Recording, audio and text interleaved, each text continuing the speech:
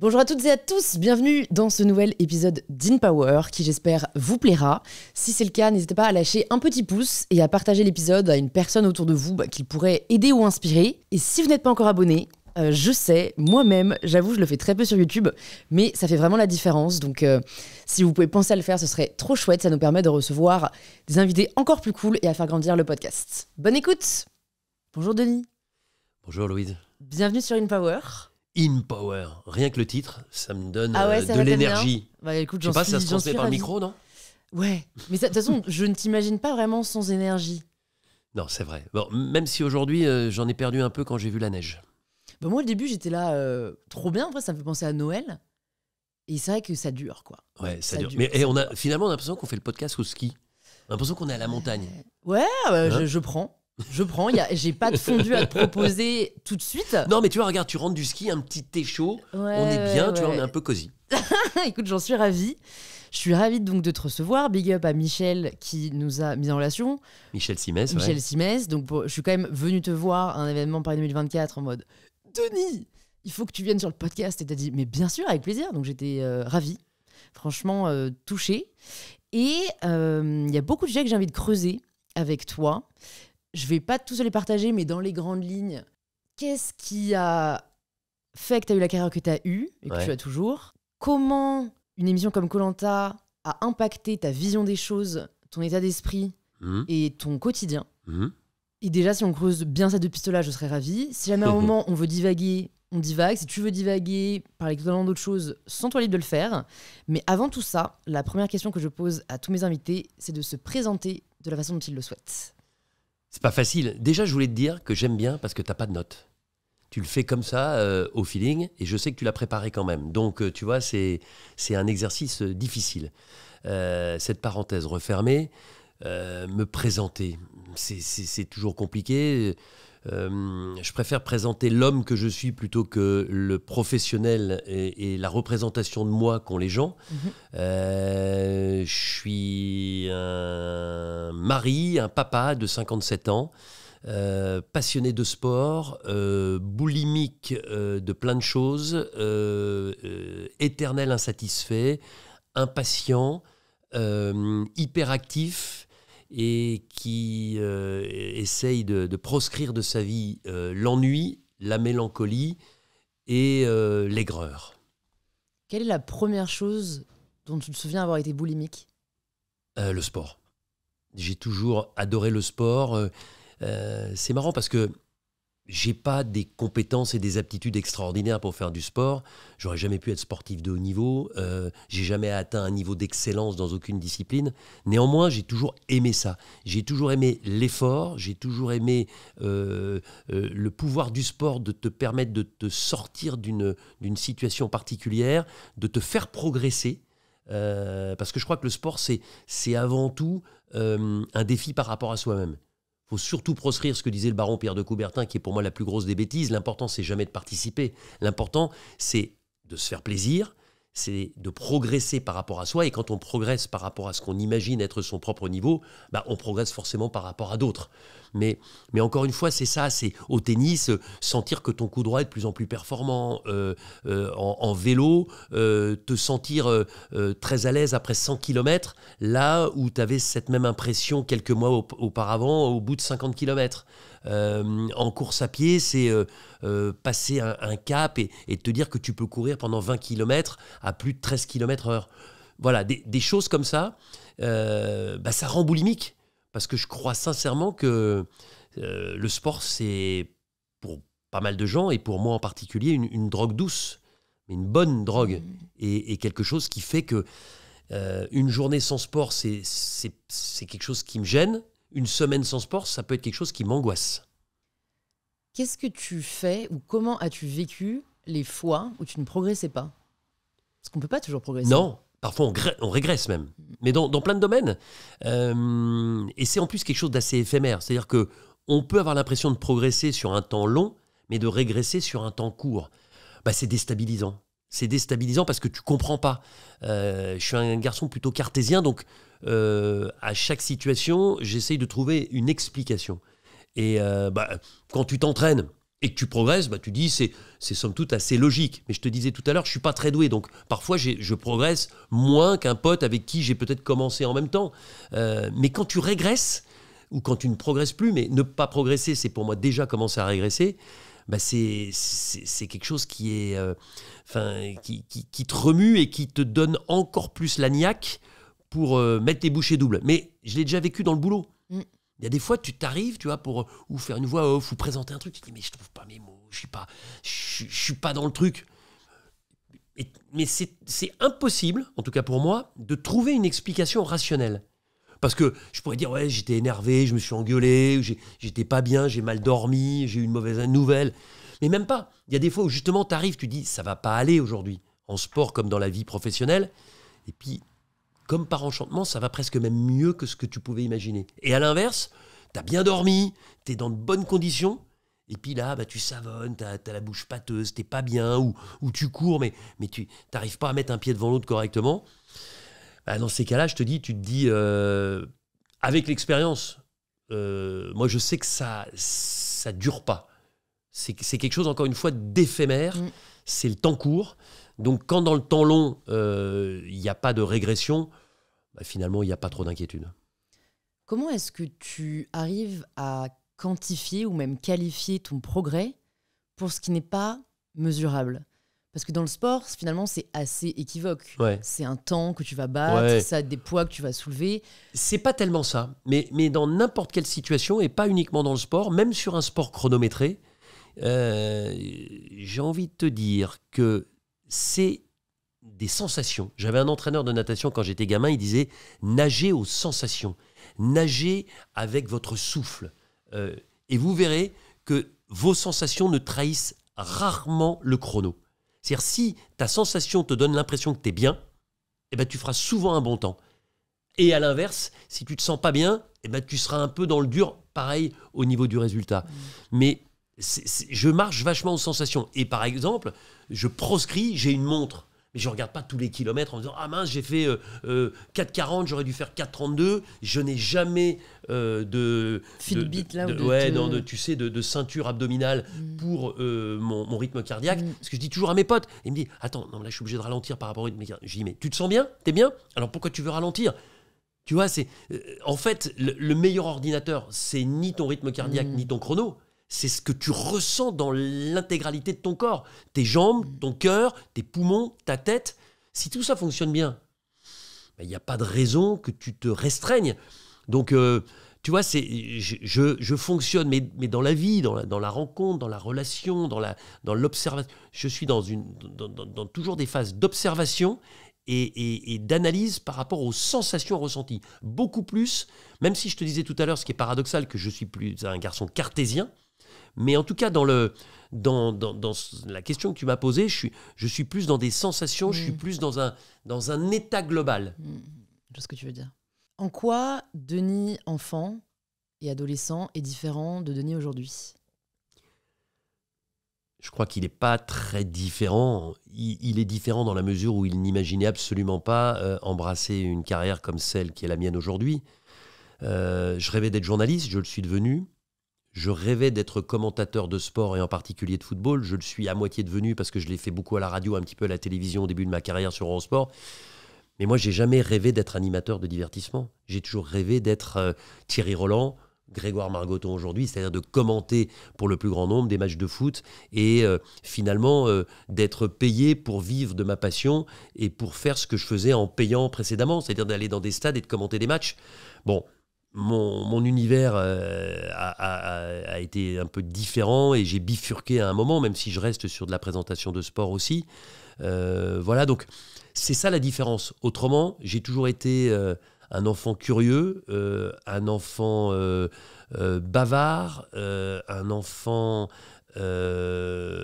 émotif, un enfant qui avait besoin d'acquérir un maximum de confiance.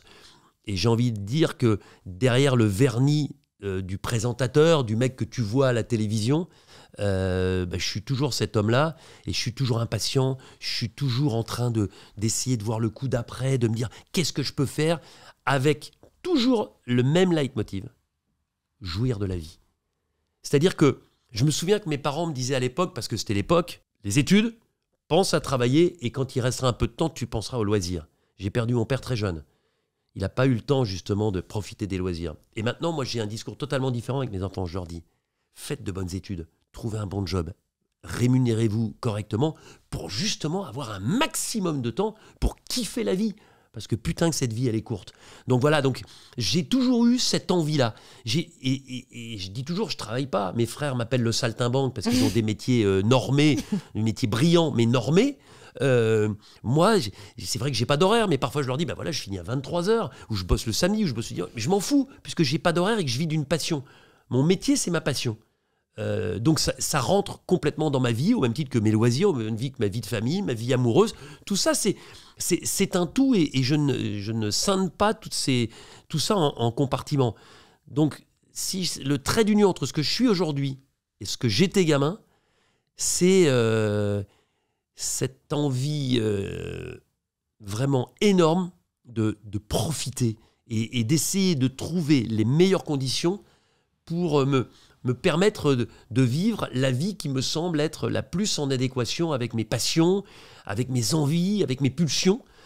Et force est de constater, à 57 ans, que le petit garçon qui rêvait, l'adolescent qui rêvait un peu moins et qui se projetait, il se projetait pas du tout dans ce que je suis aujourd'hui, mais en tout cas dans la philosophie qui est la mienne aujourd'hui. Comment tu fais pour continuer à rêver ? C'est une question importante. Je rêve très peu la nuit. Ah, c'est vrai ? Ouais, je rêve très peu. Et quand je rêve, t'en souviens pas ? Je m'en souviens pas. Mais même, je rêve peu. Ma femme, par exemple, rêve beaucoup. Elle est capable de me raconter ses rêves le matin, etc., qu'ils soient bons ou moins bons. J'ai toujours des objectifs. Mais encore une fois, c'est pas des objectifs quantifiables. Je me dis pas, tiens, demain, je voudrais présenter telle émission, je voudrais faire ça, ou je voudrais faire ça jusqu'à tel âge. Voilà, je rêve aujourd'hui aussi par procuration, c'est-à-dire qu'il y a une évolution dans la vie. T'es de moins en moins égoïste. On est égoïste, surtout dans le métier qui est le nôtre. À un moment, il ne faut pas se cacher la vérité. Et puis, chemin faisant, quand ta carrière est quand même un peu plus derrière toi que devant, tu te dis quoi ? Tu te dis, pense un peu aux autres, surtout quand, comme moi, tu as 4 enfants. Donc aujourd'hui, qu'est-ce qui m'anime ? Beaucoup plus que ce que je vais devenir. C'est ce que vont faire mes enfants, qui sont tous les 4 étudiants, qui sont des adultes avec qui on parle, c'est de comprendre ce qu'ils ont envie de ressentir, ce qu'ils ont envie de vivre, d'essayer de détecter ce qui a été positif et ce qui l'a été moins dans notre éducation par rapport à ce qu'ils sont aujourd'hui. Voilà, donc je pense plus aux autres, et notamment à mes enfants. Et puis ce qui me fait rêver, mais ce qui m'inquiète aussi terriblement, c'est l'avenir de notre planète. Parce que plus tu vieillis, plus tu te dis, qu'est-ce que je laisse ? Et qu'est-ce que je laisse à mes enfants et mes petits-enfants ? Et là, quand tu regardes, je suis beaucoup plus d'ailleurs inquiet par la situation géopolitique que par la situation climatique. Tu vois, on parle beaucoup d'écologie. Bien sûr qu'il faut faire attention, bien évidemment, qu'on a sans doute beaucoup exagéré et qu'il faut maintenant raison garder et retrouver un moyen d'être plus raisonnable. Ok, mais quand je vois ce qui se passe dans le monde, quand je vois les oppositions, quand je vois les tensions de plus en plus grandes, voilà, je me dis que c'est assez sombre. Et je rêve d'un monde évidemment meilleur pour ceux que j'aime, mais un rêve qui reste d'une grande lucidité avec forcément de l'inquiétude. Est-ce que la guerre n'est pas le propre de l'humanité ? Sans doute, mais le plus tard et le moins souvent possible. Voilà, si on en croit ce qui se passe en ce moment, j'aurais envie de te dire oui. Maintenant, l'utopiste qui sommeille en moi a envie de dire non. Voilà, je suis très attaché à ce qui a pu se passer, la Première, la Deuxième Guerre mondiale. Voilà, autant je suis absolument nul dans tout ce qui est histoire beaucoup plus ancienne, autant je suis assez passionné par l'histoire du XXe siècle.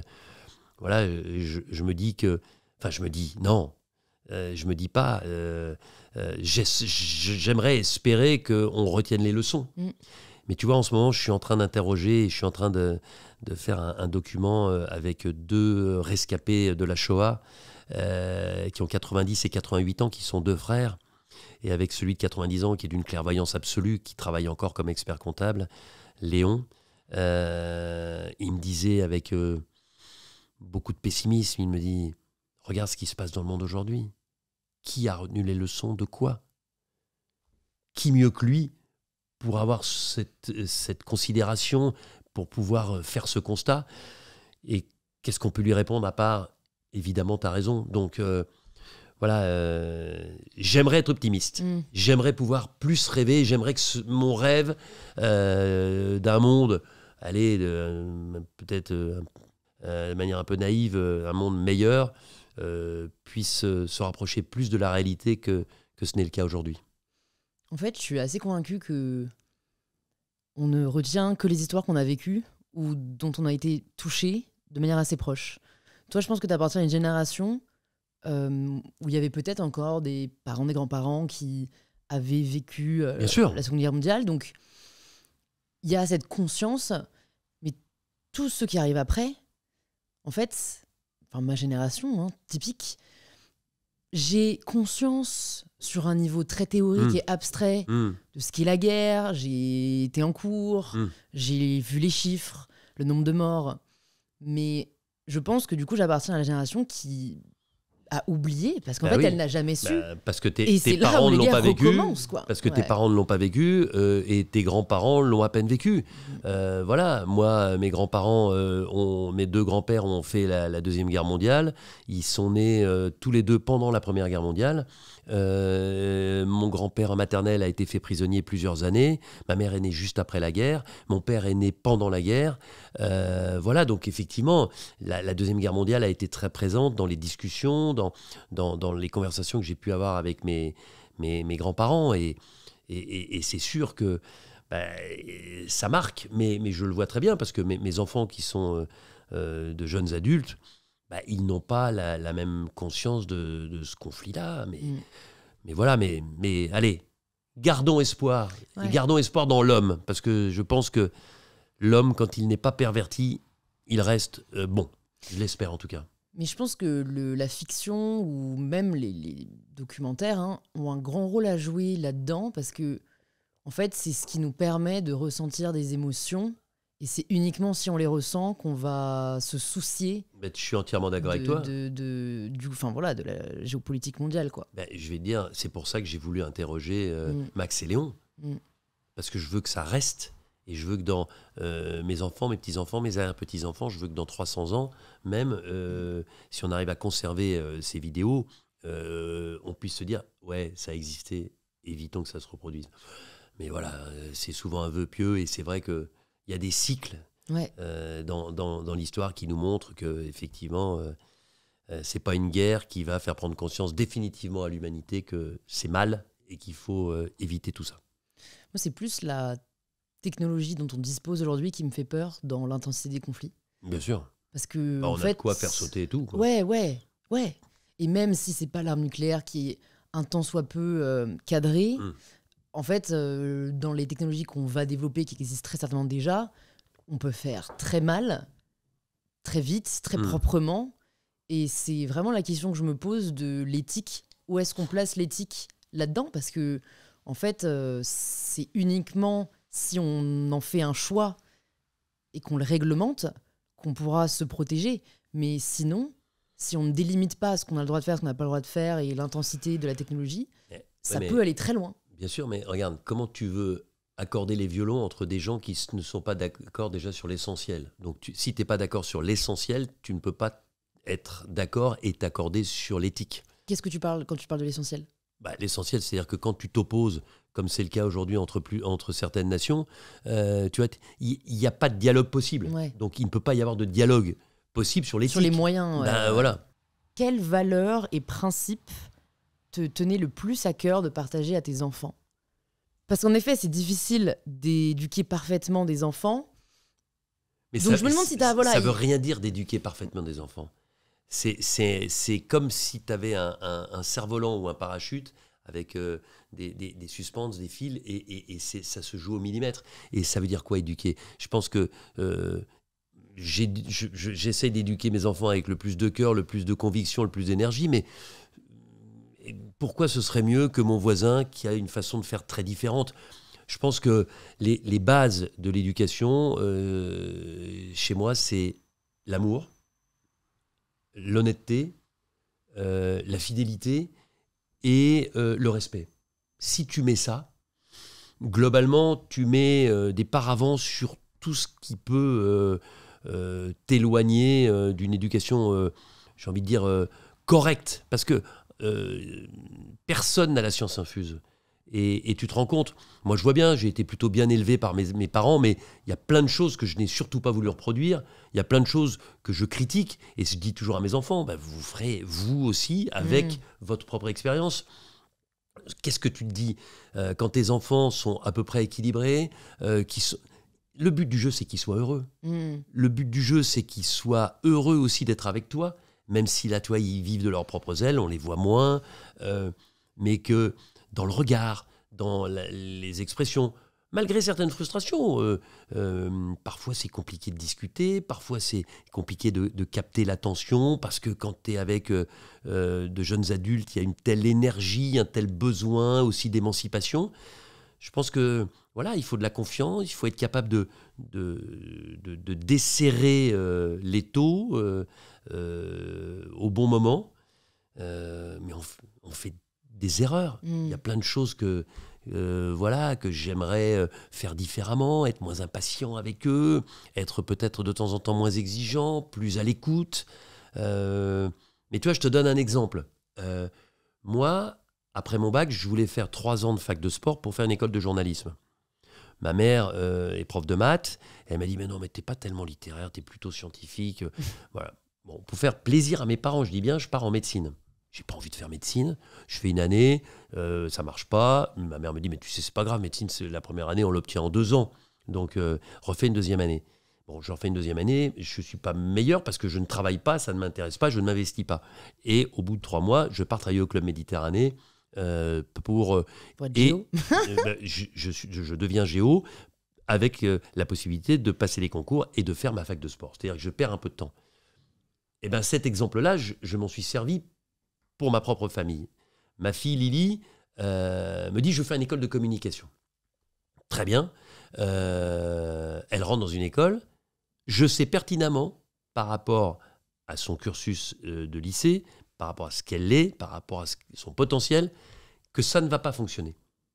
Qu'elle va être elle ne va pas trouver ce qu'elle attend et ce qu'elle recherche.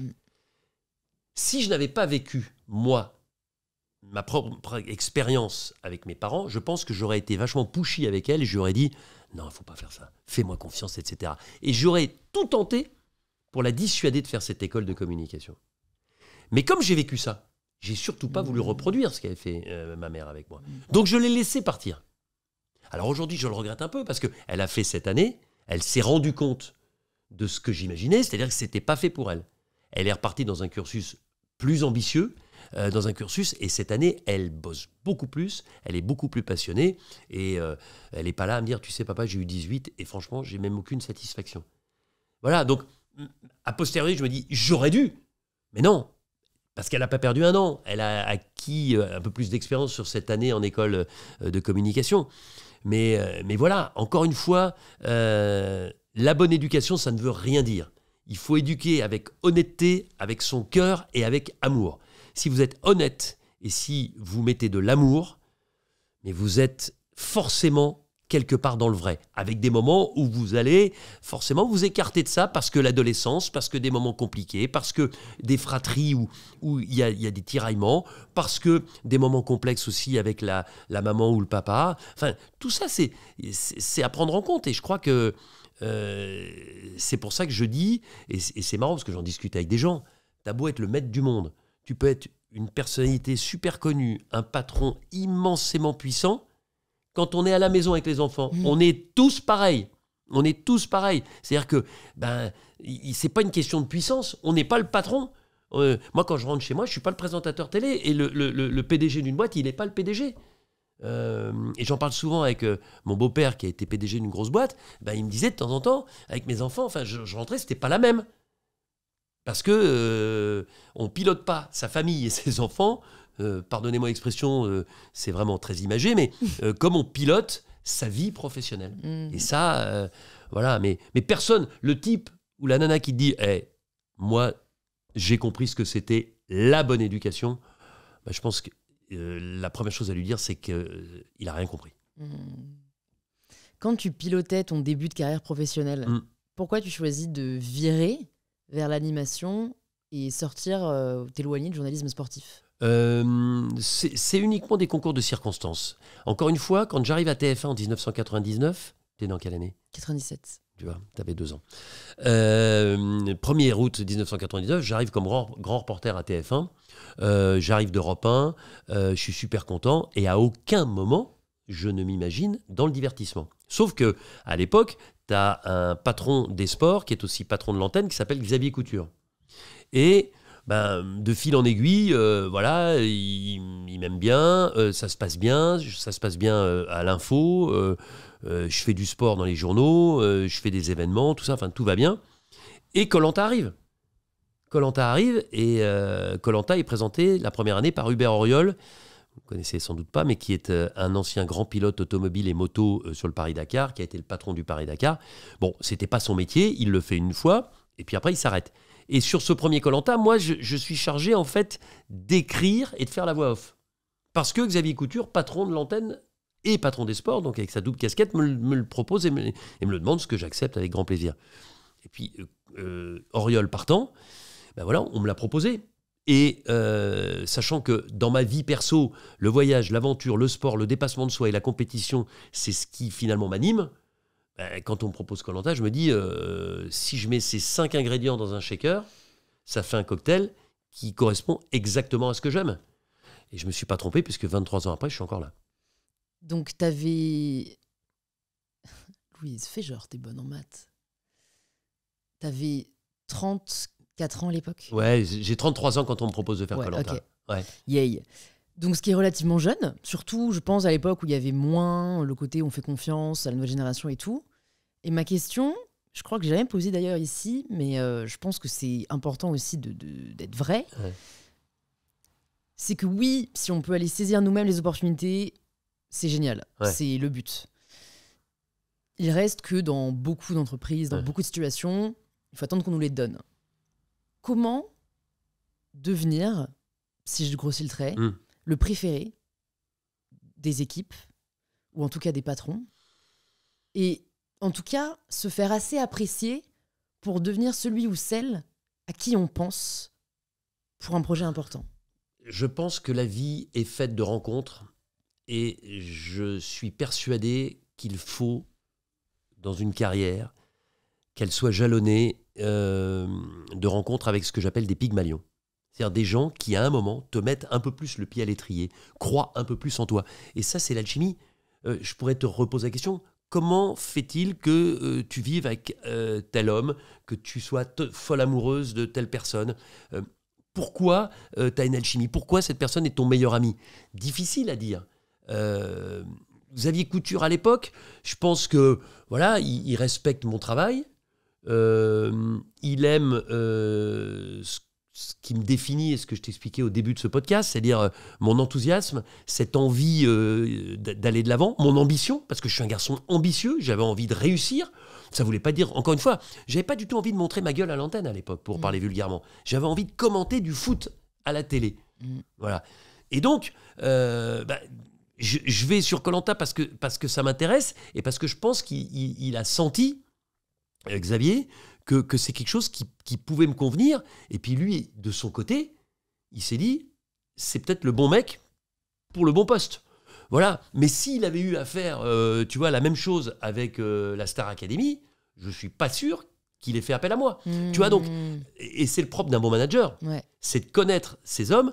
Bien sûr qu'il y a de l'affect. Bien sûr que je m'entendais très très bien avec Xavier Couture, qui fait partie de ces Pygmalions, qui est un homme pour qui j'ai un immense respect personnel et professionnel. Mais à ce moment-là, on n'en est pas là. Notre relation s'est enrichie et s'est nourrie année après année.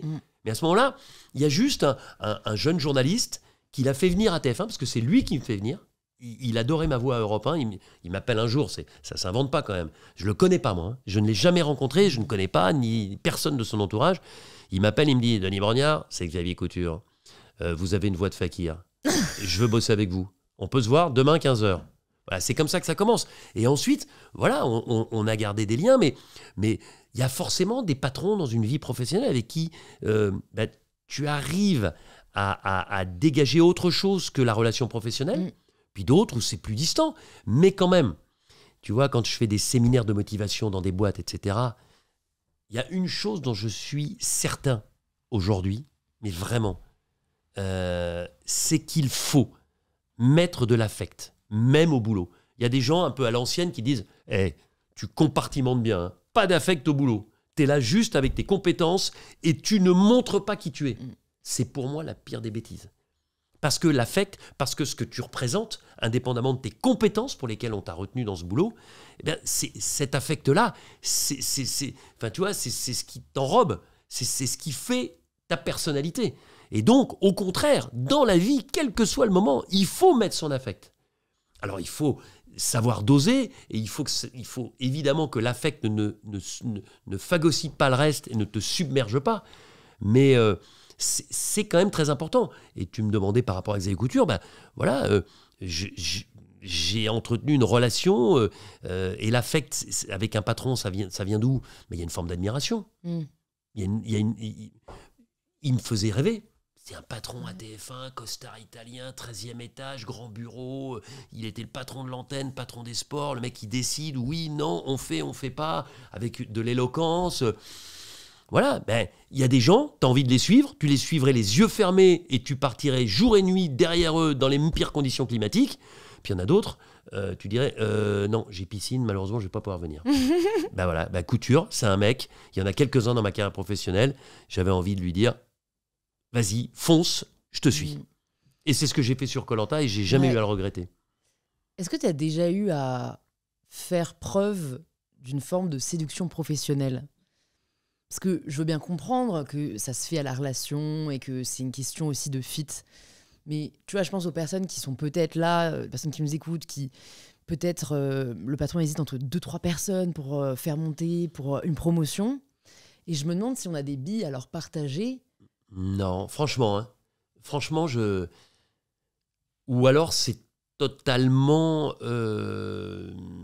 indépendant de ma volonté.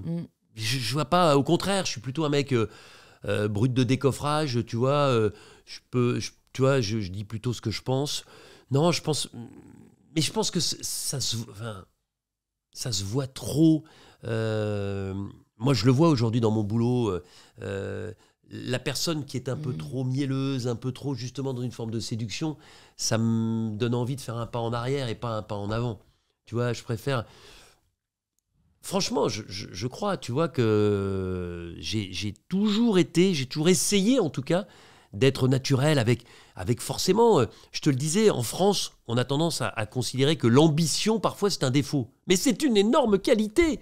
J'invite tous ceux qui écoutent ton podcast, et je sais qu'ils sont très nombreux, à être ambitieux, à avoir envie de grandir. Ça ne veut pas dire avoir envie de marcher sur les autres, mais ça veut dire avoir envie de s'épanouir, avoir envie de progresser, avoir envie de faire des choses différentes, de les faire mieux. Peut-être, mais ça dépend, tu vois, il y a des gens qui ont envie de devenir manager, puis il y a des gens qui ont envie de changer de job, il y a des gens, tu vois, être ambitieux, c'est aussi avoir le cran de te dire, ce boulot, certes bien rémunéré, certes qui me convient parce que j'ai les compétences, je le quitte pour aller faire totalement quelque chose ailleurs. Je pars à l'étranger, je pars 1 an pour faire un tour du monde, j'emmène mes enfants et je vais faire l'école à mes enfants, tu vois. Là-dessus, je me suis toujours trouvé un peu frileux. J'aurais aimé aussi avoir ce cran de me dire, ok, j'habite Paris, je vais aller vivre dans le Larzac et je vais faire... Alors, c'est un peu caricatural, mais je vais trouver une activité où peut-être mon épanouissement personnel sera un peu plus puissant. Mais tout ça pour te dire que, non, je pense pas... Je pense qu'il y a des opportunités et je pense qu'il faut aussi réfléchir vite. C'est-à-dire que quand il me dit, est-ce que tu veux venir à TF1 ? Moi, je suis en CDI à Europe 1. Et il me propose un poste de pigiste à TF1. Plus d'incertitude, un peu mieux payé certes, mais j'ai pas de garantie, si ce n'est sa parole avec moi, d'être embauché. J'ai été embauché 1 an après. Mais tu vois, je prends ce risque. À un moment, Pourquoi? Mais parce que j'ai envie de le faire. Parce que j'ai envie de suivre ce mec. Parce que le jour où j'ai été dans son bureau, je me suis dit, putain, mais il y a quelque chose. Il me pique. Et tu vois, et je crois que... et je dis toujours aux gens, je dis, si tu veux progresser, il faut changer. Alors je te dis ça fait plus de 23 ans que je fais Koh-Lanta. Mais on y reviendra. Mais tu vois, il y a quand même aussi des moments où moi j'ai pris des risques, j'ai fait plein de choix de carrière, mais que je ne regretterai jamais. Que je ne regretterai jamais. Tu vois, je prends un exemple. J'ai failli quitter le journalisme juste avant la Coupe du Monde 98. On me proposait un poste très intéressant chez Nike, Europe, aux Pays-Bas. Je vais à Europe 1, je leur dis, je m'en vais. J'ai une proposition, je vais bosser chez Nike. Je vais faire un stage d'1 semaine chez Nike. C'est la cata. Ça ne me convient pas du tout. C'est une boîte à l'américaine, que du business. Alors, bien sûr que moi, c'était pour être en contact avec les athlètes, de voyager dans le monde entier, tout ça, ça me passionnait. C'était très bien payé. Je vivais à Amsterdam, dans un quartier merveilleux, etc. Enfin, tout était bien. Je suis rentré à Europe, je leur ai dit, parce qu'à ce moment-là, ils avaient essayé de me retenir avec plus d'argent, machin. Et je leur ai dit, on repart comme si vous êtes d'accord. Mais en leur disant la vérité. Donc voilà, de temps en temps, tu fais des choix, ils sont pas bons, ça a des conséquences ou ça en a pas. Mais je crois que c'est ça qui est important aussi dans la vie. Faire des choix et se donner les moyens de ses ambitions. Je crois avoir toujours essayé de respecter ces deux valeurs de départ. Tu peux nous raconter le premier tournage de Koh-Lanta auquel toi tu participes? Costa Rica. On arrive. Alors déjà, c'est drôle parce que je pars, j'avais voyagé dans ma vie, mais quand même là, tu pars de Paris, tu t'arrêtes à Miami, tu prends un autre vol sur San José, tu dors une nuit, et puis là, tu prends un tout petit avion et tu vois un mec, tu vois la Starac, et tu vois un mec qui est en train de préparer, nettoyer l'avion, je te jure, claquette, short fluo, beau gosse, mais 20 ans. Et donc tu t'approches de l'avion, on était deux avec un ingénieur du son, et on rejoignait une partie de l'équipe sur un endroit qui s'appelait Playa Tambor, pour te dire, on se pose sur une route. C'est-à-dire quand ils savent qu'il y a un avion qui arrive, ils bloquent la route le temps que l'avion se pose, et puis ensuite ils libèrent la route et l'avion repart. Et je demande au mec, je lui dis, mais le pilote arrive quand? Il me dit, le pilote c'est moi. Donc tu vois le mec comme ça, tu te dis... Non, pas l'ingé son, non, okay. le petit gars qui ressemblait... Ah, les claquettes chaussettes, là. Ok, d'accord. Il me fait, you're a friend, hein? Bah ouais, j'avais peur. Ouais, j'avais peur parce que je me dis, putain, mec... Il me dit, non, mais vous inquiétez pas, il va y avoir une petite zone orageuse au milieu, mais 1 heure, le premier quart d'heure, nickel, deuxième quart d'heure, ça va bouger un peu, puis après, on va se poser, vous allez voir, c'est super. Et ça s'est très bien passé. Voilà, mais le premier tournage, surtout, ce qui est très drôle, c'est que j'ai jamais fait d'animation de divertissement. Je répète. Je me souviens, dans l'océan Pacifique, avec Franck Firmin-Guillon, qui était le patron des programmes de flux à TF1 à l'époque, et qui me disait toujours, Denis, le sourire. Et il me disait, le sourire Roger Zabel. Je pense que Roger Zabel, ça ne te dit rien. Pourtant, ça a été un grand journaliste de sport, patron du service des sports de TF1, et qui était un animateur, qui a été aussi un anchorman, qui avait ce sourire lumineux. Voilà. Et pour la petite histoire, donc, je me retrouve dans un camion bâché, un peu comme genre un camion militaire. Et c'était pas à l'époque où on sautait d'un bateau, où les candidats sautaient pour me rejoindre. Là, ils sont dans un camion militaire, tous ensemble, sur des routes défoncées, et on arrive dans une grande plaine, et moi, je suis dans ce camion. Mais comme je ne suis pas une personnalité connue encore, ils pensent que je suis candidat comme eux. Donc personne n'ouvre sa bouche, on est secoués dans le camion comme ça, et puis ils comprennent que je suis le nouvel animateur. Quand j'ouvre la porte du camion, je leur dis « Allez, s'il vous plaît les aventuriers, descendez !» Et donc ils arrivent, et là je dis « Valérie, vous êtes jaune, Jean-René, vous êtes rouge !» Et puis je forme les deux équipes, et puis je leur dis « Les rouges, votre campement c'est par là, les jaunes, votre campement c'est par là !» Et puis tout le monde part, moi je souffle, ça y est, j'ai fait mon premier plateau, ça s'est plutôt bien passé, je pense que je suis un peu balai dans le cul, le sourire Roger Zabel, je pense que je l'avais à 30%, mais c'est passé. Là mon producteur me vient me voir et me dit, Denis, on va être obligé de tout recommencer. Donc je dis, ouais, elle est bonne, ouais, allez, je te propose plutôt aller boire une bonne bière, non? Et là je sens effectivement que dans son état d'esprit, il faut que je reste concentré. Il dit, non mais Denis, je te garantis, c'est pas une blague, on doit recommencer, on a eu un problème d'enregistrement de tout. Ce qui était vrai. Donc on était obligé de recommencer. Donc je te laisse imaginer, je retourne dans le camion, mais là ils savent qui je suis, donc ils me posent des questions.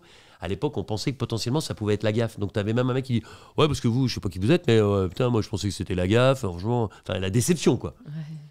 Et moi, la seule chose que je leur dis, soyez sympa, rejouez un peu tout le truc. Quand je vais dire Valérie, t'es jaune, tu fais pas genre bah ouais, tu me l'as déjà dit. Tu vois, c'est plutôt ah ouais, je suis jaune, super. Jean-René, t'es rouge, tu vois. Et franchement, ils ont été super avec moi parce qu'ils ont bien rejoué le jeu. Et c'est comme ça qu'a commencé ce premier Koh-Lanta pour moi. Quelles sont les différences que tu as identifiées, que tu ressens en revenant de ce tournage par rapport à ce que tu attendais ou ce que tu anticipais? J'attendais rien. J'avais peu anticipé, donc je découvrais. Ok. C'était un métier totalement nouveau. Grosse pression parce que, tu sais, ça n'arrive plus aujourd'hui à la télévision, ou très peu. Il faut se remettre dans le contexte. Hein, au début des années 2000, moi je tourne mon premier Koh-Lanta, le loft de Loana vient à peine d'être diffusé. Donc on est vraiment dans une période où ce genre de programme est en pleine effervescence et il y a une grosse pression. Le premier Koh-Lanta d'Hubert Auriol qui était en access prime time, c'était pas en prime time, a très bien marché. Donc l'objectif c'est de mettre la deuxième saison, ma première, en prime time. Et là, il confie ce programme à un journaliste, certes expérimenté, mais un animateur avec zéro expérience. Et là, je remercierai jamais assez les dirigeants de TF1 d'avoir osé. Et c'est pas évident. Il vaut mieux, dans ces cas-là, peut-être confier ça à quelqu'un qui a de la bouteille. Et je les remercie parce que j'ai fait un ou deux trainings, un qui s'était moyennement passé parce que j'avais zéro expérience, puis ça avait été fait un peu à la va-vite, puis un deuxième où ça a été un peu mieux. Mais tu vois, c'est... avec le recul, je me dis merci d'avoir eu un peu l'insouciance de lancer dans le grand bain quelqu'un qui finalement n'avait pas d'expérience et pour qui on n'avait absolument aucun recul. Donc voilà, donc j'attendais rien, donc je rentre de là, je suis super content. Parce que ça se passe bien, parce que je kiffe mon boulot, parce que tout est nouveau, parce que c'est une énorme machine, même si ça n'a rien à voir avec ce qu'elle est devenue aujourd'hui. Mais tu vois, je découvre quelque chose d'autre et dans mon appétence à toujours être sur le qui-vive, je m'enrichis intellectuellement, j'ouvre de nouvelles perspectives à ma vie.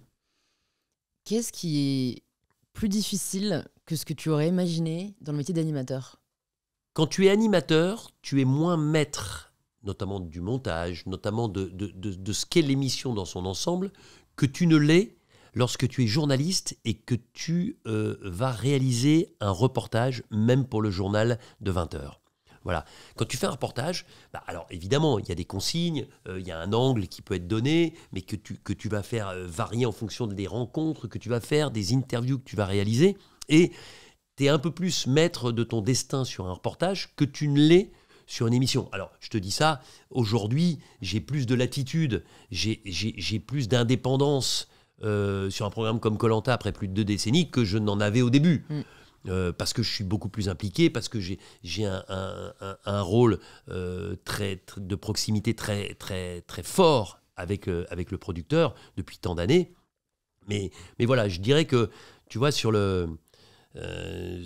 l'animation, parfois, il y a aussi cette frustration, mais qui est de plus en plus légère, encore une fois, mais de ne pas contrôler. Moi, j'aime bien, malheureusement, c'est aussi une qualité, mais un défaut, j'aime bien contrôler. Et parfois, là, le contrôle t'échappe. C'est aussi presque, j'ai l'impression, un métier d'acteur. Dans quelle mesure tu enfiles un masque quand tu présentes l'émission? Non, j'enfile pas de masque. Et tu sais, je me souviens avoir parlé avec un chanteur dont je ne donnerai pas le nom aujourd'hui, mais qui m'avait dit un jour, tu sais Denis, j'étais au début de ma carrière d'homme public, et il m'avait dit, t'emmerdes pas, il n'y a qu'un seul Denis Brognard. C'est-à-dire, tu te mets pas un masque, quand tu sors de chez toi, t'es pas le personnage public, quand tu rentres, tu vois. Et il m'avait dit, moi, globalement, je suis partisan du moindre effort. Et donc, quand t'es un et un seul, c'est beaucoup moins fatigant. C'est vrai. Et franchement, Je pense, alors au début, forcément au début, tu te rends compte, les gens commencent à te reconnaître dans la rue, tu n'es plus anonyme, c'est à la fois déstabilisant mais grisant. Donc là, tu as tendance peut-être à jouer un peu un rôle, à te dire, tiens, il faut que je sois l'animateur. Mais je te jure, aujourd'hui, il n'y a aucune différence. C'est-à-dire que je suis dans ma vie, comme je suis à l'antenne, et je dis toujours ça. Meilleur est l'animateur quand le pourcentage est élevé entre ce qu'il est dans la vie et ce qu'il est à l'antenne. Voilà. Si, tu vois, ce qui serait terrible, et c'est ce que je dis d'ailleurs aux candidats de Koh-Lanta, je dis, soyez vous-même. Parce qu'il n'y a rien de pire que ta femme, ton fils, ton copain disent, non mais je t'ai pas reconnu dans Koh-Lanta. C'est pas toi, mec. C'est pas toi. Ben, moi, c'est pareil. Et le plus beau des compliments qu'on peut me faire, c'est... tu vois, je donnais une conférence à Lille il y a 2-3 jours, et il y a des gens qui sont venus voir en me disant « Ah, ça nous fait plaisir parce que vous êtes exactement comme vous êtes à la télé. » Ben, ça suffit à mon bonheur. Parce que j'essaye d'être... Alors évidemment, il y a une forme de concentration, tu dis pas la même chose, t'es un peu plus cadré, mais globalement... celui qui présente Koh-Lanta, qui présente les événements de sport, qui présente Ninja Warrior, bah, c'est le même que quand je suis chez moi, que je suis avec mes potes. Voilà, il n'y a pas de dédoublement de la personnalité. Je me suis toujours demandé, si on parle des coulisses de Koh-Lanta, quel est toi, ton confort quand tu tournes cette émission? Bah, forcément, il y a plein de gens qui me disent et toi, tu manges. Bah oui, je mange. Oui, les techniciens moi, j'ai mangent. pas signé pour... Ouais, bah, non, mais voilà. Et toi, tu dors bien. Oui, mais enfin, je dors. Non, mais si tu me demandes si je suis candidat de Koh-Lanta, non. Voilà, je présente une émission. Voilà, je fais partie d'un personnel qui gère plus d'une centaine de collaborateurs sur un tournage comme celui-ci. Et moi, le premier, mais toute l'équipe et dans de bonnes conditions, parce qu'encore une fois, on est loin de chez nous, loin de nos familles, dans des conditions parfois difficiles. On a l'impression qu'on est au bout du monde, que c'est le paradis. Mais va demander à un constructeur de jeu qui vient de passer 8 heures par 40 degrés à construire un jeu, je peux te dire que quand il rentre, heureusement qu'il a une bonne chambre, avec une bonne clim, avec un bon Wi-Fi et avec un bon dîner. Ça, c'est important. Maintenant... si je te parle des derniers tournages qu'on a réalisés aux Philippines, on est dans une zone tellement reculée qu'il n'y a pas d'hôtel. Donc, qui dit pas d'hôtel, dit construction d'une base vie. Une base vie, ni plus ni moins, c'est un Algeco. Tu vois ce que c'est qu'un Algeco ? Un Algeco, c'est, tu sais, les cabanes de chantier. D'accord. Voilà, une cabane de chantier par personne. Okay. Tu fais une fenêtre, une porte, tu mets un lit, une petite bibliothèque, un lavabo, une douche, le tour est joué. Tu vois ? Et moi, j'ai une chance folle, c'est-à-dire que j'ai pas un Algeco, j'en ai 2. Mais tu vois, tordons le cou à ceux qui pensent que je suis dans la plus belle suite du plus bel hôtel avec une piscine privée, etc. On a été dans des beaux hôtels parfois, mais sachez que quand je suis dans un bel hôtel, toutes les équipes techniques sont dans le même bel hôtel. Il y a 1 ou 2 fois où on n'était pas dans le même hôtel parce qu'il n'y avait pas assez de capacité pour tout le monde, mais globalement, on est tous... Mais c'est pas là le truc. Quand je te dis qu'on est dans des Algeco, mais on est dans une baie incroyable au bout du monde. Voilà, mais on n'a pas, c'est pas un service traiteur 5 étoiles. On mange très correctement, on vit très correctement, mais il faut tordre le cou encore une fois à cette espèce d'idée reçue que nous, et en particulier moi, pendant que les candidats crèvent la faim en dormant par terre, je suis en train de me roustonner avec une coupe de champagne et un cigare au bec. Jamais. Tu vis plus ou moins avec ces aventuriers quand même tout au long de l'aventure, dans des conditions très difficiles, qui du coup fait ressortir parfois ce qu'il y a de sombre dans l'humanité, ou en tout cas des aspects de leur personnalité dont eux-mêmes n'avaient pas conscience. Qu'est-ce que ça t'a appris sur la nature humaine ? Ça ne m'a pas appris grand-chose d'autre que ce que je savais déjà, parce que Koh-Lanta, c'est un accélérateur de ce qui se passe dans la vie. Si tu prends une rédaction, si tu prends une société, globalement, tu auras les profils que tu retrouves sur Koh-Lanta, les ambitieux, les stratèges, ceux qui sont un peu en retrait au départ, mais qui arrivent à se révéler ensuite, ceux qui sont forts en gueule dès le départ, mais qui peuvent s'éteindre assez rapidement au moindre problème. Ces typologies de personnalité, tu les retrouves dans la vie. Donc c'est encore une fois un accélérateur de sentiments, c'est un accélérateur de sensations. Mais finalement, ça n'apprend pas grand-chose sur la nature humaine, si ce n'est que moi, j'ai défini 4 groupes dans la vie, après, fort de l'expérience qui est la nôtre sur Koh-Lanta, l'idéal dans la vie, c'est te retrouver dans une équipe avec quelqu'un avec qui tu pars en week-end et en vacances, et quelqu'un avec qui tu irais bosser les yeux fermés. Cette personne-là, ça peut même devenir un de tes amis. Tu partages tout, l'éducation de tes mômes, la philosophie, ce que tu aimes dans la vie, et puis dans le boulot, la même route, le même truc. T'as la deuxième catégorie, c'est le pire. C'est-à-dire des gens, tu voudrais surtout pas passer 2 jours avec eux, et dans le boulot, tu n'as aucune confiance. Mais j'ai envie de te dire, ces 2 catégories-là, elles sont assez faciles à cerner, même sur Koh-Lanta. C'est-à-dire, tu as des gens, il y a des antagonismes tout de suite, tu dis, là, on va faire en sorte que ça se passe, mais c'est compliqué. Puis avec lui, tout de suite, je sais que ça va aller, à la vie, à la mort, on est ensemble. Et puis tu as les 2 autres catégories qui sont plus difficiles à cerner. C'est-à-dire les catégories où tu as des gens, par exemple, tu es face à quelqu'un, ça fit tout de suite. Dans le feeling humain, affectif, c'est bon. Par contre, tu vois, sur les épreuves ou dans une vie professionnelle, puis, là, franchement, c'est un peu un bras cassé, en tout cas par rapport à ce que je ressens moi, et il y a un problème de confiance. Donc, tu vois, je ne vais pas à la guerre avec lui, mais je vais en week-end avec lui ou en vacances. Tu vois, voilà, ça c'est la 3e catégorie. Et puis la 4e, c'est l'inverse. C'est-à-dire quelqu'un, t'as pas d'atome crochu, t'as pas de feeling. Mais alors, au niveau du boulot, ça match. Ça match, t'as envie d'y aller, il y a les mêmes perspectives, les mêmes envies. Là, tu vois, t'es comme, tu vois, les mains ensemble.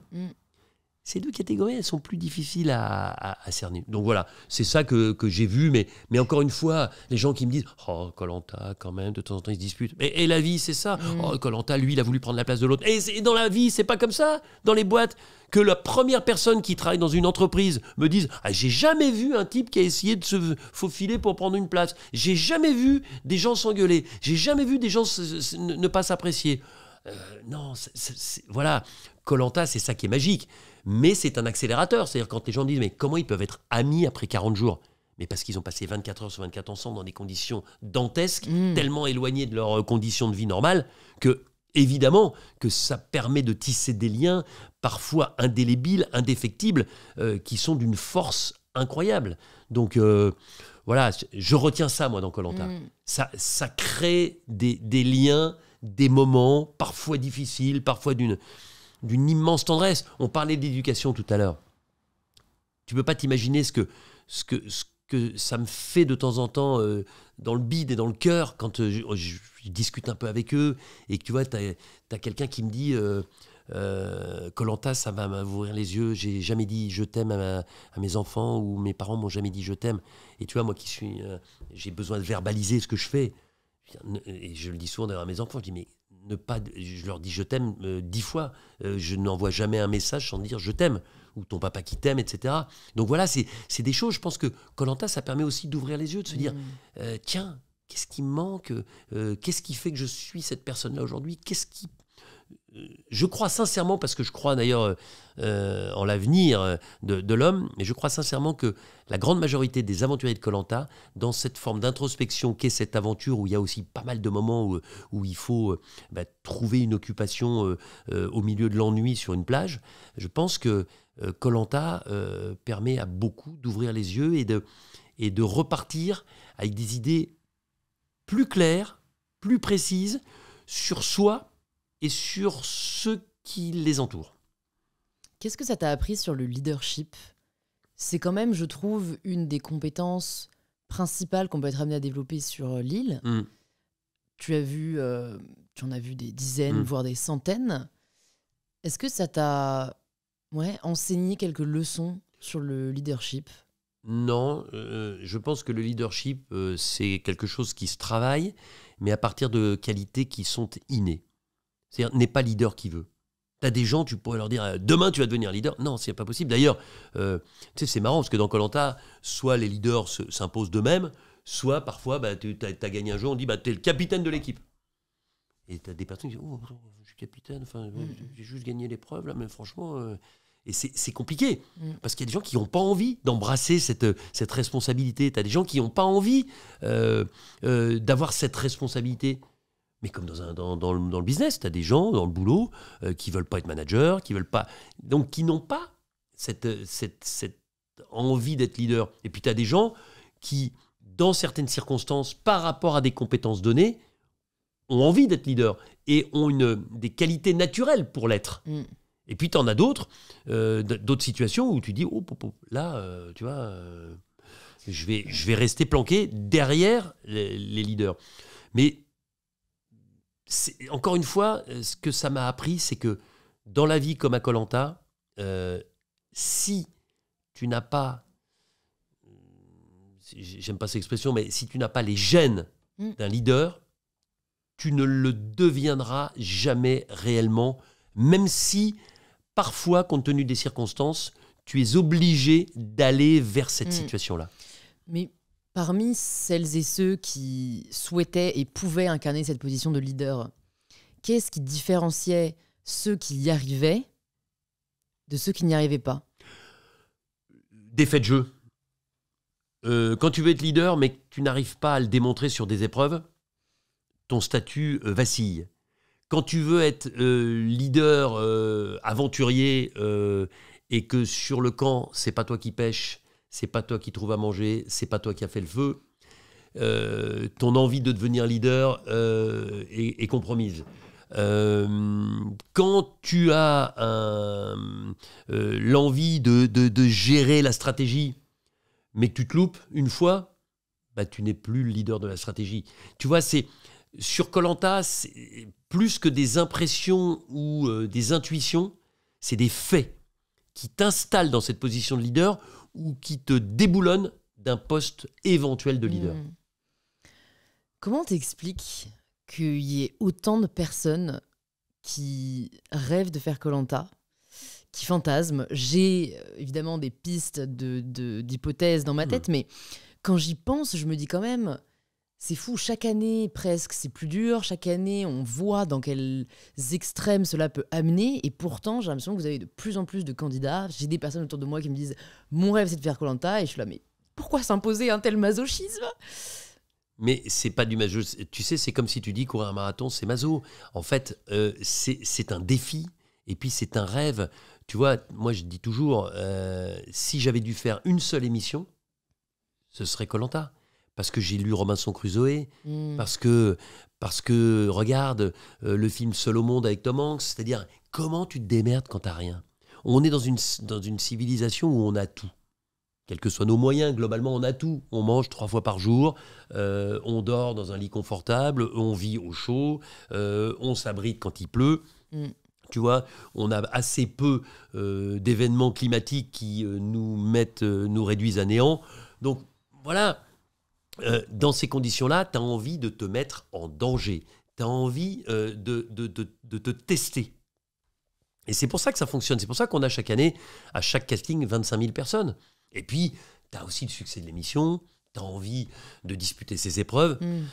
Quel que soit l'âge, ceux qui arrivent à Koh-Lanta, hommes comme femmes, c'est des grands gamins qui viennent faire un formidable, incroyable jeu de piste.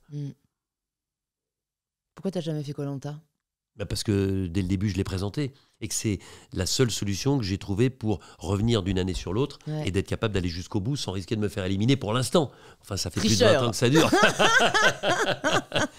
Il a trouvé l'astuce. Ouais. Comment t'as fait pour pas te lasser?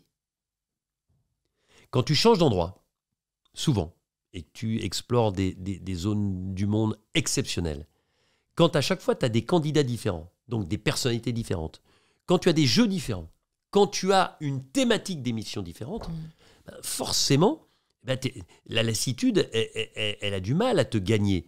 Et puis, je pose toujours la question, moi, à ceux qui me posent celle que tu viens de me poser. Je dis, mais est-ce qu'il te viendrait à l'idée de poser la même question à un chirurgien cardiaque qui fait ça depuis plus de 20 ans? Et pourtant, il opère des cœurs. Ouais, moi, je serais capable de lui poser, mais après... Ouais, mais globalement, on pose rarement à un médecin, on dit, mais t'en as pas marre de soigner des gens? Alors... T'as un enjeu différent, parce que... du coup, le mec sauve des vies, donc c'est un peu difficile d'en avoir marre. Non, mais moi, je sauve pas des vies, et c'est ce que je dis toujours. Faut raison garder, les amis. On sauve personne. C'est pour ça, soyons, conscients de... Mais on essaye, et sans aucune prétention, mais on a cet objectif de divertir, de permettre aux gens de s'évader. Tu vois, je dis toujours que je suis le commandant de bord d'un avion où je mets 4-5 millions de personnes, c'est un gros porteur, et je les emmène l'espace d'une soirée alors qu'il pleut, il neige, je les emmène aux Philippines, au Cambodge, au Vietnam, en Micronésie, à Tahiti, en Nouvelle-Calédonie. Je les emmène pourquoi ? Pour qu'ils rêvent, pour qu'ils vivent par procuration cette émission. Et c'est ça qui est fort.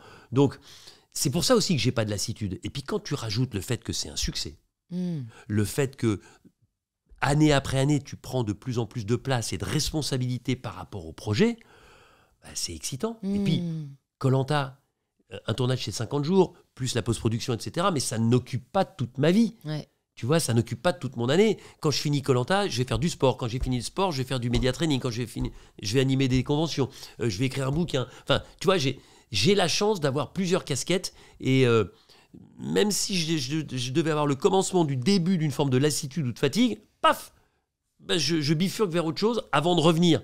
Je dis toujours que Koh-Lanta, c'était comme la colo quand j'étais gamin. J'ai beaucoup été en colo quand j'étais gamin. Je partais avec une frénésie absolue. Je rentrais, j'étais super heureux de rentrer. Et bien Koh-Lanta, quand je pars, je suis comme le gamin que j'étais qui partait en colo. Et quand je rentre, je suis super content de rentrer. Donc tu vois, et à chaque fois, ça me fait la même chose depuis 2002. Donc tu vois, ça veut dire que j'ai quand même éprouvé grandement ce sentiment de lassitude. Et à l'inverse, comment tu fais pour te renouveler ? Je ne sais pas si je me renouvelle tant que ça. Je pense que l'expérience, la maturité, la confiance font que tu oses un peu plus, que tu te détaches un petit peu du rôle d'arbitre, que tu as un rôle un peu plus psychologique avec les candidats, que je commande par exemple beaucoup plus en live les épreuves que je ne le faisais précédemment. Voilà, que j'ai des questions peut-être un peu plus personnelles, parfois percutantes de temps en temps, au moment du conseil. Voilà, mais tu vois, je me dis jamais, je me dis, attention, là, qu'est-ce que je pourrais faire en plus ? C'est quand même un métier, tu vois, là où l'informatique, l'intelligence artificielle est en train de dominer le monde, ben là, on est encore sur de l'humain. C'est-à-dire, c'est un homme, moi, en face d'autres hommes et femmes qui vivent une expérience extraordinaire. Et je suis le liant entre eux, je suis la sauce, j'essaie de faire monter la sauce pour que le produit final soit le meilleur possible pour les téléspectateurs qui vont le regarder et le consommer. Comment tu fais pour ne pas faire que tes émotions entrent en jeu quand tu travailles ? Parce que ce qui est quand même difficile, c'est que j'imagine que tu t'attaches aux gens. Ouais. J'imagine que c'est dur de rester insensible à leurs difficultés, leurs douleurs, leurs manques. Ouais, mais je m'interdis tout individualisme, c'est-à-dire, c'est peut-être pas le bon terme, mais en tout cas, favoritisme, entre guillemets. Oui, non, mais je suis évidemment totalement impartial, parce que dès l'instant où je perds cette impartialité, je perds l'essence même et l'ADN de mon métier. Donc, cet objectif absolu me rend un peu hermétique. Mais ça ne veut pas dire qu'à l'intérieur, il n'y a pas d'émotion. Par exemple, à chaque fois qu'il y a le coup de fil ou l'avenue des proches, j'ai les larmes aux yeux. Parce que j'ai cette sensibilité à fleur de peau, mais je la montre globalement. Je ne la montre pas à l'un par rapport à l'autre. Et je m'interdis même de me dire, ce que je dis toujours, je leur dis dès le départ, je dis, vous savez, je me contrefous de savoir qui va gagner. Un homme, une femme, un Parisien, un provincial, un jeune, un moins jeune, un CSP+, un ouvrier. Je m'en fous. Donc maintenant que vous savez ça, éclatez-vous et que le meilleur ou la meilleure gagne.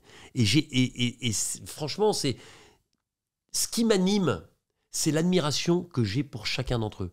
Parce que j'ai conscience, et de plus en plus, et chaque année encore un peu plus, de l'extraordinaire investissement qui est le leur pour vivre quelque chose comme Koh-Lanta. T'arrives de ta petite vie de citadin, de ta petite vie d'occidental, et là, d'un seul coup, en moins de temps qu'il faut pour le dire, on te dit, tu vas dormir par terre, avec tout ce que ça comporte, tu vas trouver à manger, donc ça veut dire qu'au départ, tu vas rien manger, tu vas faire des épreuves, d'abord en équipe, ensuite en individuel. Si tu les gagnes, tu peux gagner une récompense, si tu les perds, tu peux risquer ta place et être éliminé au conseil. Il n'y a pas plus dur à la télévision. Il n'y a aucune émission qui met aux prises des anonymes dans des conditions aussi précaires et dans des conditions aussi complexes. Donc ça leur donne, je trouve, une espèce de statut héroïque et de ma part, une vraie admiration pour chacun d'entre eux, et pas uniquement pour les 5 derniers, pour tous ceux, parce qu'ils se dépouillent, parce qu'ils vivent des trucs incroyables, parce que c'est dur, parce que c'est beau, parce qu'ils rient, parce qu'ils pleurent, parce qu'ils ont froid, parce qu'ils ont chaud, mais parce qu'ils vivent, je leur dis toujours, vous garderez Koh-Lanta comme l'un des 3 ou 4 éléments majeurs de votre vie, avec la naissance de vos enfants, votre mariage si ça s'est bien passé, et Koh-Lanta et quelques trucs autour. Donc, c'est vous dire l'importance. C'est pour ça que nous, on est là pour leur offrir le cadre pour que cette aventure, elle soit vraiment impérissable. Comment t'expliques la pérennité de cette émission ? C'est l'animateur. Bien sûr, c'est donc ça. Non, mais tu vois, je vois pas d'autres raisons, franchement. Non. Pour être dans le milieu de l'audiovisuel, tu vois, que ce soit dans la télé, à la radio ou sur les réseaux sociaux, particulièrement aujourd'hui où je pense qu'il y a une forme d'impatience, de volonté de renouvellement perpétuel, c'est quand même très difficile de continuer à exister et encore plus, finalement, de continuer à croître. Ce qui est le cas de l'émission. Donc, ouais, comment, toi, avec le recul, si tu arrives à avoir un œil un peu objectif... je vais dire, toute chaîne confondue, c'est le concept le plus abouti de la télévision aujourd'hui. Parce que, encore une fois, le rêve de Robinson Crusoe. Donc, tu emmènes les gens avec toi vivre une aventure. Et ils la vivent par procuration avec des anonymes.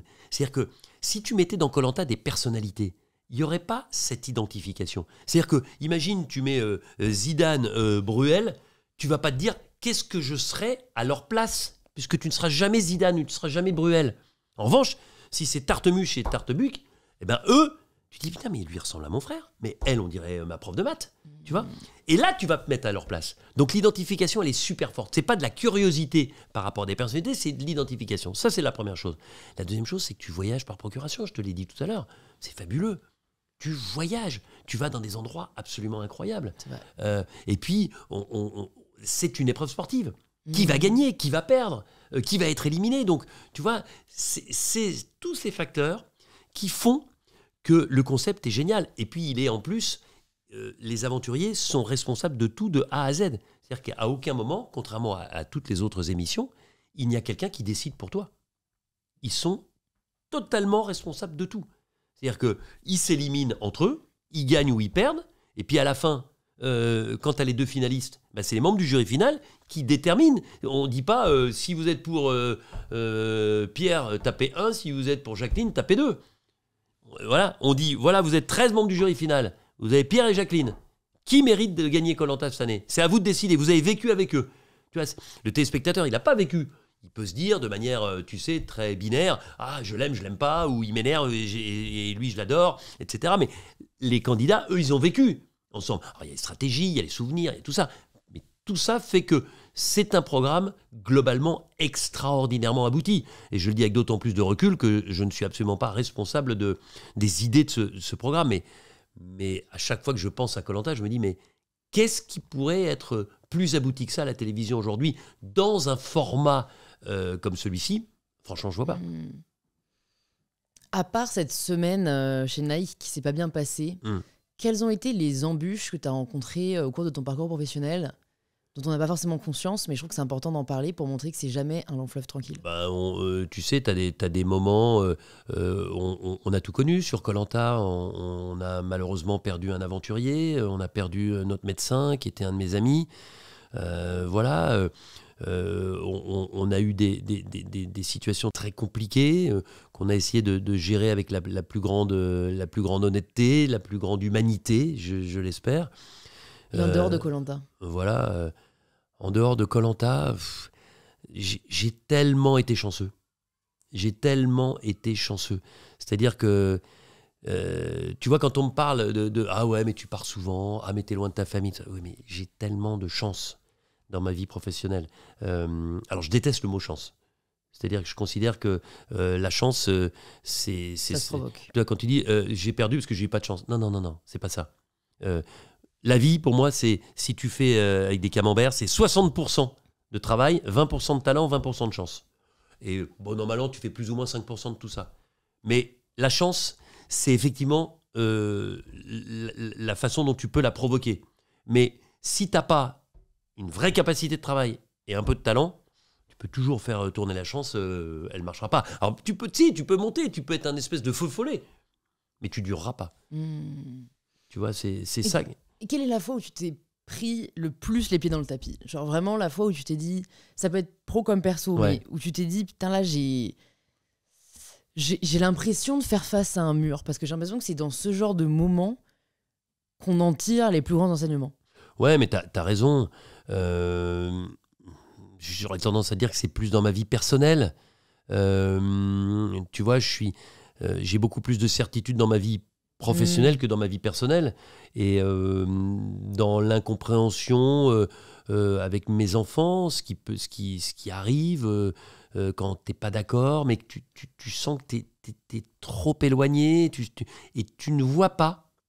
C'est ça, tu vois, là c'est encore le cartésien qui reparle, c'est-à-dire que même si on n'est pas d'accord, si je vois une porte de sortie, si je sais comment faire, mais tu vois, c'est ça, c'est me coucher un soir et me dire, tu vois, j'ai des exemples avec mon fils, tu vois, de me dire, on s'est pas compris. Et je vois pas comment sur ce point-là, on peut mieux se comprendre. Après, tu trouves toujours, tu vois, mais... Et c'est forcément beaucoup plus déstabilisant quand tu parles de tes enfants, quand tu parles de... Mais globalement, tu vois, j'ai vraiment... j'ai beaucoup de chance, tu vois. Mais c'est des incompréhensions que tu peux avoir aussi avec tes parents, avec ma maman, parce que moi, j'ai perdu mon papa jeune. Voilà, c'est ça. C'est pas de me prendre les pieds dans le tapis, mais avoir des grands moments de doute. Tu vois... Quand j'ai rencontré des blessés militaires, notamment des blessés psychiques, dont j'ai senti un désarroi total alors qu'ils n'avaient à peine 30 ans, grillés de l'intérieur parce qu'ils étaient partis en Afghanistan, au Mali, en Centrafrique, ils avaient eu des horreurs et que ça les avait brûlés de l'intérieur. Quand je rencontre, parce que je suis très engagé aussi sur la recherche contre le cancer, des malades, des gens... voilà, c'est là, si tu veux, que je peux mettre un genou à terre. Comment tu choisis comment répartir ton temps en dehors des tournages de Koh-Lanta? Parce que choisir, c'est renoncer. T'as complètement raison, c'est une de mes phrases fétiches. Mon plus grand luxe, la liberté. C'est-à-dire que j'ai des objectifs dans mon année, j'ai des choses à faire, à rendre compte, et c'est aussi pour ça que j'ai toujours été extrêmement bien à TF1. C'est-à-dire que j'ai toujours pu garder cette liberté de faire aussi des choses à côté, de m'épanouir différemment, d'être à la fois dans le sport et dans le divertissement, mais de pouvoir avoir, je te dis, pouvoir consacrer du temps à certaines actions qui me tiennent à cœur en dehors du boulot, de pouvoir mettre mes compétences au service d'entreprise, de pouvoir faire de pouvoir investir dans des entreprises pour lesquelles voilà, j'ai une vraie appétence avec des gens en qui je crois, parce que c'est toujours l'humain qui me guide. Voilà, donc c'est ça qui me nourrit au quotidien. Et pour revenir sur ce que tu me demandais à un moment sur Koh-Lanta, mais tu pourrais me poser la question pour toutes mes activités, c'est ça qui m'enlève tout risque de lassitude. Sur quoi tu as changé d'avis récemment? Sur quoi j'ai changé d'avis? Sinon, ça veut dire que tu te remets pas assez en question. Ouais, mais t'as sans doute raison. T'as sans doute raison. Mais c'est ok, hein. J'ai changé d'avis sur mon rythme de vie et notamment sur la façon dont j'organise mes journées de sport et notamment de course à pied avec des tendons et des genoux qui crient à l'aide. C'est quand la dernière fois que tu as pleuré? La dernière fois, j'ai des larmes aux yeux souvent. Ouais. Mais elles ne coulent pas. Si. Ah si, ok. Si. Alors, je fais pas partie du tout des gens qui disent il faut surtout pas pleurer ou pas pleurer devant ses enfants ou pleurer c'est s'affaiblir. Alors là, mais pas du tout. La dernière fois que j'ai pleuré, c'est en entendant un type qui s'appelle Laurent Boyer, rien à voir avec l'animateur de télévision, J'animais un gala caritatif il y a quelques jours d'une association qui s'appelle World Vision France, qui aide les enfants dans la difficulté en France et ailleurs. Et ce type-là avait un projet, il a envie de le développer encore plus, et donc il avait besoin de moyens. Et il est venu nous expliquer son histoire. C'est un type qui a monté une association qui s'appelle les Boîtes aux lettres Papillon. Il a été violé pendant des années par son frère aîné. Je vous laisse imaginer sa détresse et surtout ce que ça a pu engendrer derrière. Et il s'est reconstruit en créant ça, c'est-à-dire en mettant des boîtes aux lettres toutes simples dans les écoles, pour que les enfants puissent mettre des mots, de manière anonyme ou pas, pour exprimer ce qu'ils ont pu vivre. Et il nous montrait des lettres d'enfants qui avaient 6-7 ans, qui savaient à peine écrire, et qui avaient des messages bouleversants. Donc voilà, c'est la dernière fois que j'ai pleuré. Alors comme j'étais sur scène, j'ai essayé de faire ça le plus discrètement possible, mais ça m'a remué. Mais je pleure de joie. On fêtait les 24 ans de mon fils. J'étais dans un restaurant avec mes 4 enfants. C'était un moment extraordinaire. Voilà, j'avais des larmes d'émotion, des larmes de joie de les voir grands, beaux, en bonne santé, avec ma femme. Enfin, voilà, parce que on peut parler de tout Koh-Lanta, de toute activité professionnelle.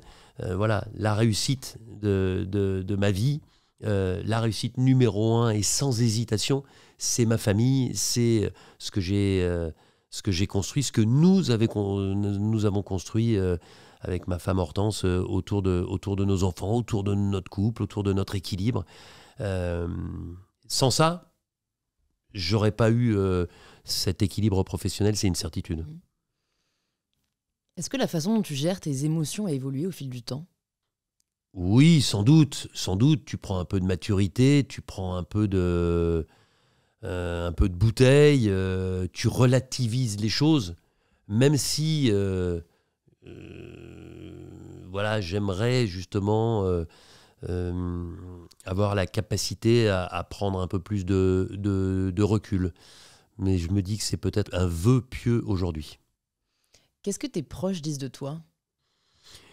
Ils disent que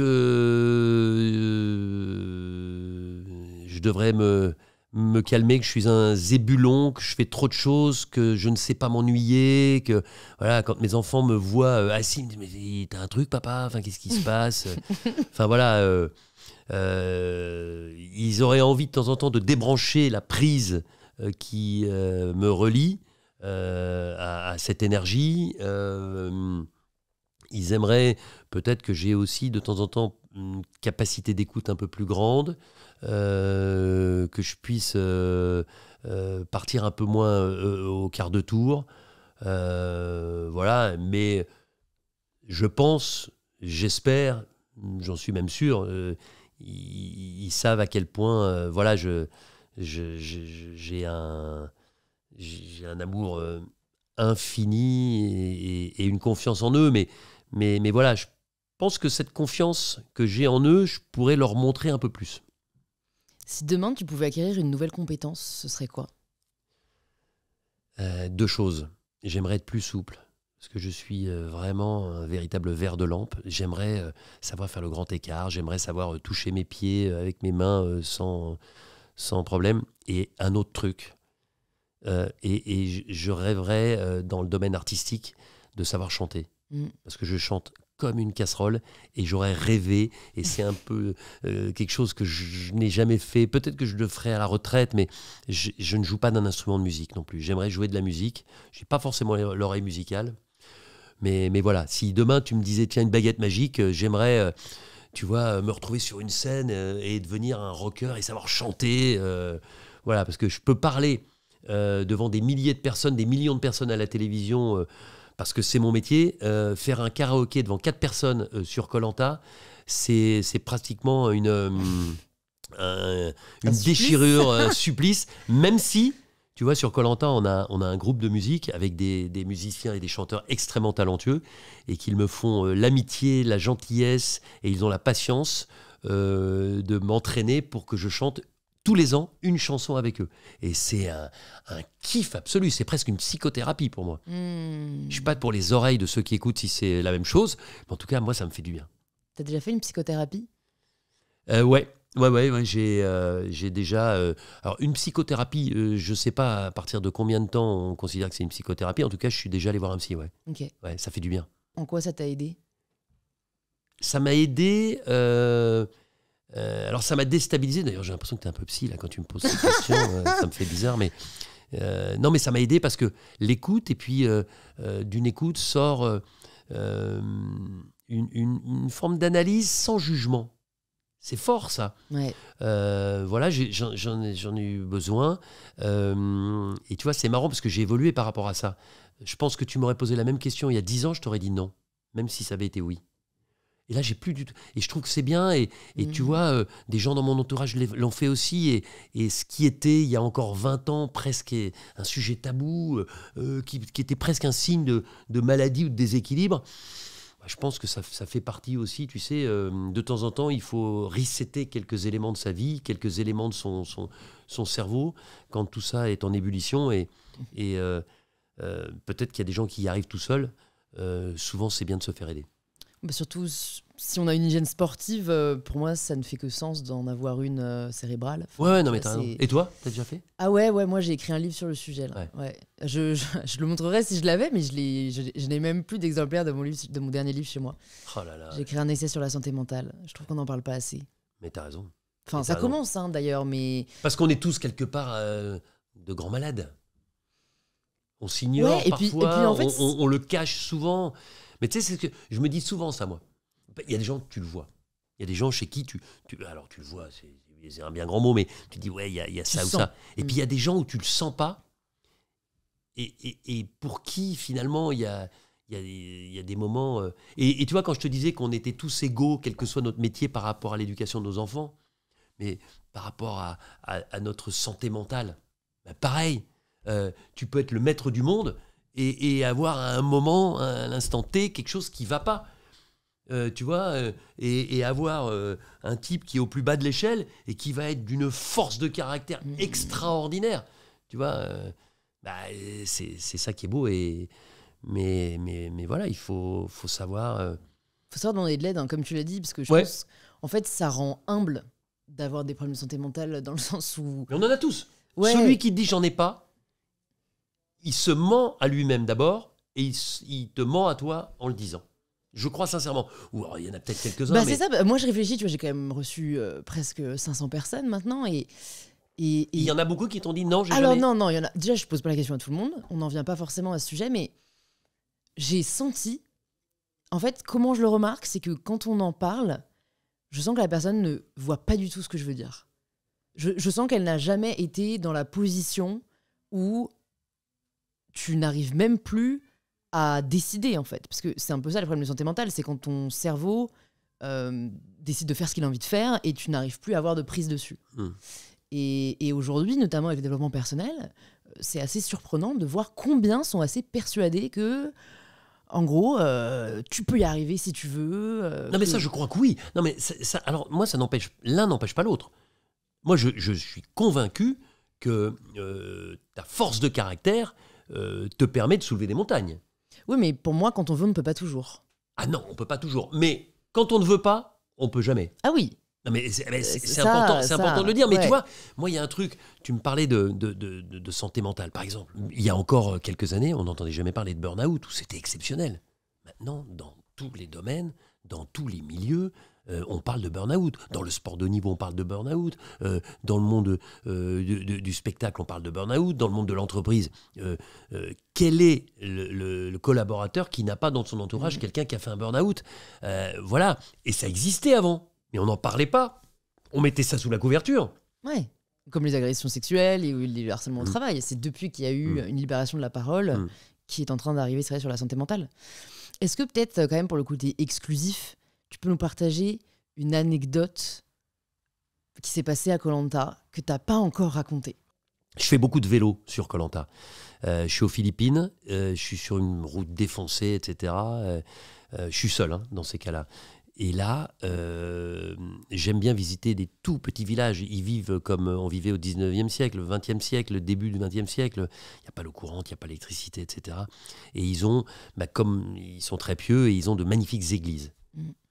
Et je suis avec ma tenue de vélo, donc qui n'est pas une tenue particulièrement saillante. Et je rentre dans cette église, et là, parce que j'avais vu du monde, et là, c'est un mariage. Mais un mariage, imaginez aux Philippines, c'est comme au début du XXe siècle chez nous, c'est-à-dire, mais tu mets tout le pognon, les robes, tu peux pas avoir une robe plus ostentatoire. Le mec, il est avec un costard, mais un truc, une énorme cravate rouge. Et j'arrive, et je me planque, donc là, tout le monde me regarde, forcément, parce que je suis le grand blanc, et ils sont tous endimanchés, c'est trop mignon. Ils chantent merveilleusement bien. Enfin, tu vois, j'en ai des frissons. C'est un moment.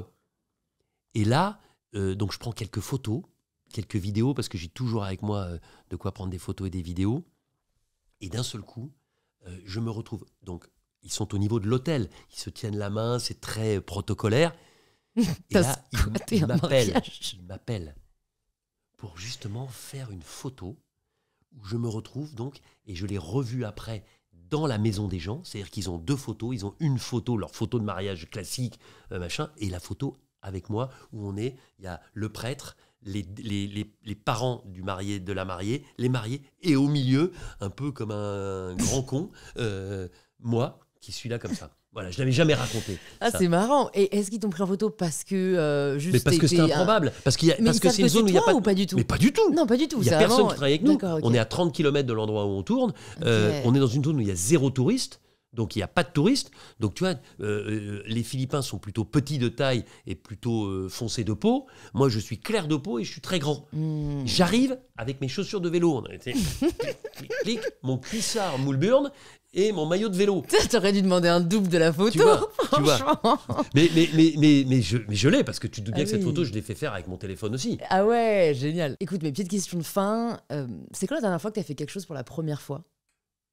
Pour la première fois, j'ai couru plus de 60 km sur le Marathon des Sables en Jordanie il y a quelques jours. Oh waouh, tu reviens du Marathon des Sables? Ouais, j'ai fait le Marathon des Sables. Bravo. Donc voilà, et j'avais fait 50 km au maximum, et j'étais super fier à 57 ans de faire 60 km dans le sable mou en plus. Ouais, c'est ça. Voilà, rien d'exceptionnel, hein, mais en tout cas une vraie satisfaction, 120 km sur l'ensemble du marathon et 60 km sur une étape. Waouh, bravo. Voilà. Est-ce que c'est prendre des risques, ça va ou... J'accepte. Bon. Je te donnerai un bonbon. Si tu pouvais nous recommander un livre qui t'a vraiment bouleversé, qui t'a vraiment touché, et que tu aimerais recommander aux personnes qui nous écoutent, qu'est-ce que tu recommanderais? Je suis fasciné par un auteur, voilà, ça va pas paraître très original, mais c'est Camus, parce que pour moi, c'est le plus grand journaliste, écrivain qui existe. Voilà, donc j'aurais envie de te dire, par le descriptif, par l'histoire, par la façon d'écrire, La Peste. D'accord. Voilà, je préfère ça plutôt qu'un des derniers livres que j'ai pu lire. Je trouve que c'est... Non, mais surtout que l'important, c'est qu'il t'a touché, quoi. Donc, ah ouais, mais Camus non, mais ça me touche. Touché, Camus, voilà, Camus, c'est le génie. Si tu pouvais entendre quelqu'un à ce micro, vu que maintenant t'écoutes In Power tous les jours, qui est-ce que t'aimerais entendre? Une personne très complexe, impressionnante. Comme tu as quand même la capacité à tirer les vers du nez, je pense que tu en tirerais pas mal de choses. C'est quelqu'un que j'admire, quelqu'un que j'aime, quelqu'un avec qui je travaille. C'est Alexia Laroche-Joubert. D'accord. Voilà, c'est actuel en plus avec la sortie de... Ouais, non, mais enfin moi ça a surtout été ma productrice sur Koh-Lanta. Voilà, elle vit à 1000 à l'heure. Je trouve que je suis déjà un bon énervé, mais alors je suis un petit garçon à côté d'elle. Je sais pas comment elle fait, comment elle gère tout. Voilà, c'est un personnage pour moi fascinant. Okay. Et je parle de la vraie, hein. Je parle pas celle de la série. Que j'ai reçue, pour l'anecdote quand même. J'ai reçu Anaïs Rosam il y a longtemps, celle qui joue Alicia. Ah ouais, d'accord. Il y a genre 5 ans. D'accord. Enfin, improbable. J'avais le nez. Et ma dernière question, que je vais adapter un peu quand même à ton histoire. Si demain, tu devais partir aux Philippines, et t'as qu'un ticket à aller, t'as pas billet de retour, donc tu peux plus jamais voir ta femme, tes enfants, tu peux juste leur laisser une note, une feuille, avec les 3 enseignements qui te sont les plus chers et dont tu as envie qu'ils prennent, donc vraiment ils prennent toute la mesure. Qu'est-ce que tu écrirais sur cette feuille? Donc 3 mots, Non, 3 enseignements. 3 enseignements. Ça peut être des mantras, ça peut être des phrases, ça Ouais, peut être, tu vois, mhm. un peu des principes de vie Mhm. que tu as envie vraiment qu'ils gardent en tête. Il y aurait le premier incontestablement parce que c'est l'angoisse de ma vie, c'est de voir ma famille se déchirer et de voir des gens s'éloigner parce que j'ai vraiment un côté vraiment très protecteur. Je dirais l'amour de la famille en 1,